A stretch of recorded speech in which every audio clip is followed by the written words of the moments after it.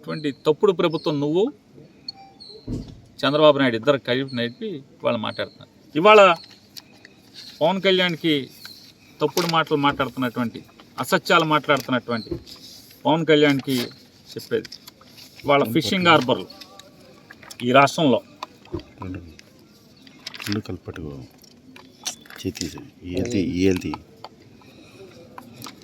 10 fishing హార్బర్ని Jaganmohan Reddy గారు వచ్చిన తర్వాత మంజూరు చేసి ఈ రాష్ట్రంలో, దానిలో 4 ఫిషింగ్ హార్బర్లు ఉప్పాడ, కాకినాడ దగ్గర ఉప్పాడ, నిజాంపట్నం, బాపట్ల జిల్లా నిజాంపట్నం, కృష్ణా జిల్లా మచిలీపట్నం, నెల్లూరు జిల్లా జువ్వలదిన్నె, ఈ 4 ఇప్పటికే శరవేగంగా పనులు జరుగుతున్నాయి. పనులు జరగటమే కాకుండా మళ్ళీ బుడగట్లపాలెం, శ్రీకాకుళం జిల్లా బుడగట్లపాలెం, అనకాపల్లి జిల్లా పూడిమడక, అలాగే పశ్చిమ గోదావరి జిల్లా బియ్యపుతిప్ప, ప్రకాశం జిల్లా కొత్తపట్నం, బాపట్ల జిల్లా ఓడరేవు, అలాగే శ్రీకాకుళం జిల్లా మంచినీళ్ళపేటలోని నీళ్ళరేవు, ఇవన్నీ కూడా central government, state government share మీద పనులు టెండర్లు పిలిచి పనులు మొదలు పెట్టేదానికి సిద్ధంగా ఉన్నటువంటిది ఈ ప్రభుత్వం. ఇవాళ ఈ రకమైనటువంటి కార్యక్రమాలు చేస్తుంటాయి. అలాగే ఫిష్ ల్యాండింగ్ సెంటర్స్, ఏదైతే జట్టీలు, జగన్మోహన్ రెడ్డి గారి ప్రభుత్వంలో జట్టీలు 6 ఫిష్ ల్యాండింగ్ సెంటర్స్, భీమిలి, అలాగే అనకాపల్లి రాజేపేట, తిరుపతి రాయదరువు, అలాగే అనకాపల్లి జిల్లా దొండవాక, అలాగే కాకినాడ జిల్లా ఉప్పలంక, ఇవన్నీ కూడా ఫిష్ ల్యాండింగ్ సెంటర్లు. మొత్తం కలిసి 127 కోట్ల రూపాయలతో పనులు జరుగుతున్నాయి.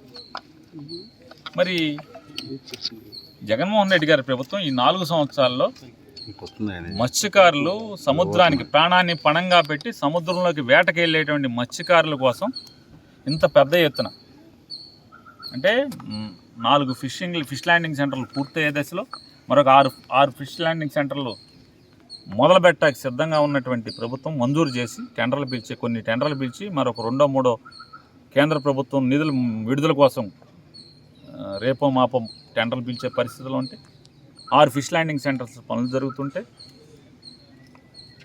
చంద్రబాబు నాయుడు పవన్ కళ్యాణ్ కలిసి 5 ఏళ్ళు పరిపాలించి ఒక్క ఫిష్ ల్యాండింగ్ సెంటర్ కానీ, అంటే ఒక్క జెట్టి కానీ, ఒక్క ఫిషింగ్ హార్బర్ కానీ కనీసం మంజూరు కూడా చేయకుండా వీళ్ళు ఈ సొల్లు కబుర్లు చెప్తున్నారు. ఇద్దరు కలిసి ఈ దుర్మార్గమైనటువంటి కార్యక్రమాలు, తప్పుడు మాటలు, పవన్ కళ్యాణ్ మాట్లాడేటువంటి మాటలు. ఇవాళ మత్స్యకారులకి ఆయిల్ సబ్సిడీకి ఎంత వేశారు? మత్స్యకార భరోసా కింద సుమారు 530 కోట్ల రూపాయలు మత్స్యకార భరోసా కింద, అలాగే 120 కోట్ల రూపాయలు ఆయిల్ సబ్సిడీ కింద.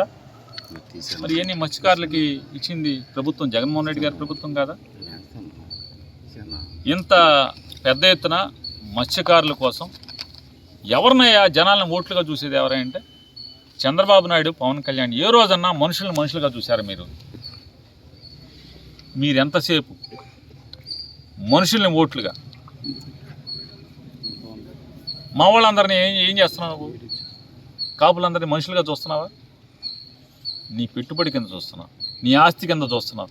చంద్రబాబుకి టోకుగా బేరం పెట్టాక మమ్మల్ని ఆస్తిగా చూస్తున్నావు తప్పితే ఏంటి నువ్వు చూసింది?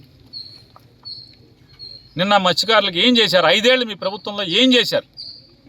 మీ ఇద్దరు కలిసి, నువ్వు చంద్రబాబు నాయుడు కలిసి, పవన్ కళ్యాణ్ కలిసి ఒక్క మత్స్యకారులకు చేసిన ఒక్క కార్యక్రమం, మంచి కార్యక్రమం, ఒక ఫిష్ ల్యాండింగ్ సెంటర్ కానీ, అంటే ఒక జెట్టి కానీ, ఒక ఫిషింగ్ హార్బర్ కానీ ఎక్కడ కట్టించారు మీ ఇద్దరు? అసలు కట్టకుండా, ఏమీ చేయకుండా ఇవాళ ఓట్లు అడుక్కోవడం కోసం, మాయ చేయటం కోసం, మోసం చేయటం కోసం ఈ రకమైనటువంటి, అంటే చంద్రబాబు నాయుడు వస్తే ఎట్టాగో జనం తిరగబడతారు కాబట్టి పవన్ కళ్యాణ్ వచ్చి ఒక 50,000 ఊరికే వస్తే మళ్ళీ ఏదో ఒకటి జరుగుద్ది కాబట్టి ఒక 50,000 రూపాయలు ఇచ్చింది. ఏమో 50,000 రూపాయలు విమానానికి ఎంత ఖర్చు అయింది? ఇంకా మాట్లాడతాడు, నా విమానాన్ని రానివ్వలేదంట, నీకు అద్దెకి దొరకలేదని చెప్పి ఆడవాలి. ఇవాళ ఎలక్షన్లకి సోనియా గాంధీ, రాహుల్ గాంధీ, వాళ్ళు కేసీఆర్, వీళ్ళు ఢిల్లీ వాళ్ళు ఎవడ పడితే ఆడు బీజేపీ వాళ్ళు అన్నీ స్పెషల్ ఫ్లైట్లు వస్తున్నాయి కాబట్టి స్పెషల్ ఫ్లైట్లు టైట్గా ఉన్నాయి. పెళ్ళిళ్ళలో ట్యాక్సీలు లాడ్జీలు అట్టా దొరకవో, ఎలక్షన్ టైంలో విమానాలు కూడా తొందరగా దొరకవు, నీకు దొరికి ఉండదు.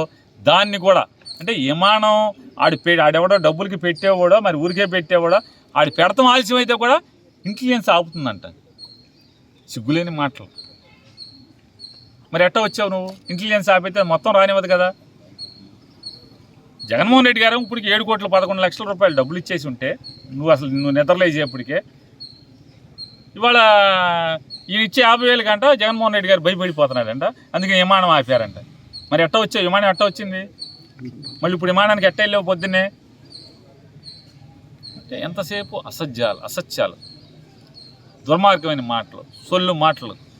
చంద్రబాబు కోసం అతను బతికే శ్వాస తీసేదంతా కూడా, శ్వాస పీల్చినా శ్వాస వదిలినా పవన్ కళ్యాణ్ చంద్రబాబు కోసమే. 2014లో చంద్రబాబు కోసమే పనిచేశాడు. 2019లో కూడా జగన్మోహన్ రెడ్డి గారికి ఓటు చేల్చడం కోసం విడిగా పోటీ చేశాడు. మళ్ళీ ఇప్పుడు జగన్మోహన్ రెడ్డి గారు అంటే భయమేసి ఇద్దరు కలిసి పోటీ చేస్తున్నారు తప్పితే చంద్రబాబు మేలు కోసమే, చంద్రబాబుకి అధికారం కోసమే పవన్ కళ్యాణ్ పనిచేసే వ్యక్తి తప్పితే మరొకటి లేదనేది ప్రజలందరికీ తెలుసు. నువ్వెన్ని సర్కస్లు వేసినా, ఎన్ని పిల్లి మొగ్గలు వేసినా, ఎన్ని వావి వరసలు లేని రాజకీయాలు చేసినా ప్రజలు బ్రహ్మాండంగా అన్నీ గుర్తుపెట్టుకుంటున్నారు.